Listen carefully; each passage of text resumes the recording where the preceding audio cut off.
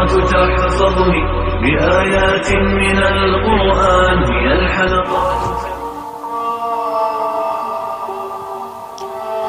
تدفین کے ایک دن بعد یعنی ٹھیک 24 گھنٹے بعد انسان کی آنتوں میں ایسے کیڑوں کا گروہ سرگرم عمل ہو جاتا ہے جو مردے کے پخانہ کے راستے سے نکلنا شروع ہو جاتا ہے،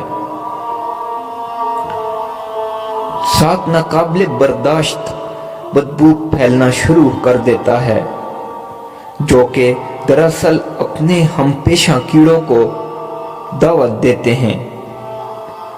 یہ اعلان ہوتے ہی بچھو اور تمام کیڑے مکوڑے انسان کے جسم کی طرف حرکت کرنا شروع کر دیتے ہیں اور انسان کا گوشت کھانا شروع کر دیتے ہیں۔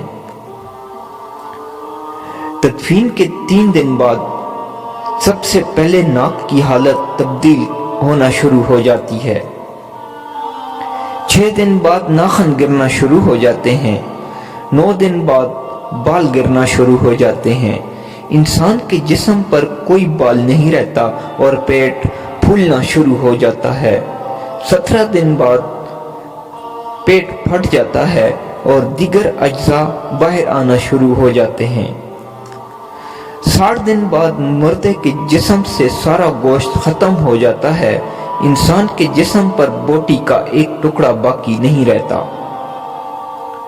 90 دن بعد تمام ہڈیاں ایک دوسرے سے جدا ہونا شروع ہو جاتی ہیں، 1 سال بعد ہڈیاں بوسیدہ ہو جاتی ہیں اور بالآخر جس انسان کو دفنایا گیا تھا اس کا وجود ختم ہو جاتا ہے۔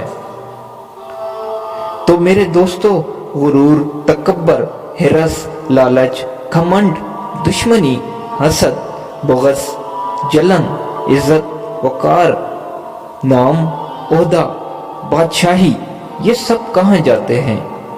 سب کچھ خاک میں مل جاتا ہے۔ انسان کی حیثیت ہی کیا ہے؟ مٹی سے بنا ہے، مٹی میں دفن ہو کر مٹی ہو جاتا ہے۔ 5 یا 6 فٹ کا انسان قبر میں جا کر بے نام و نشان ہو جاتا ہے۔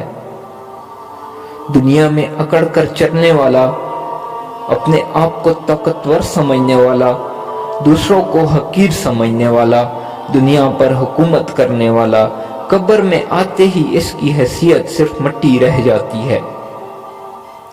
لہٰذا انسان کو اپنی ابدی اور ہمیشہ کی زندگی کو خوبصورت اور پرسکون بنانے کے لیے ہر لمحہ فکر کرنی چاہیے، اللہ کو یاد کرنا چاہیے، ہر نیک عمل اور عبادت میں اخلاص پیدا کرنا چاہیے اور خاتمہ بالخیر کی دعا کرنی چاہیے۔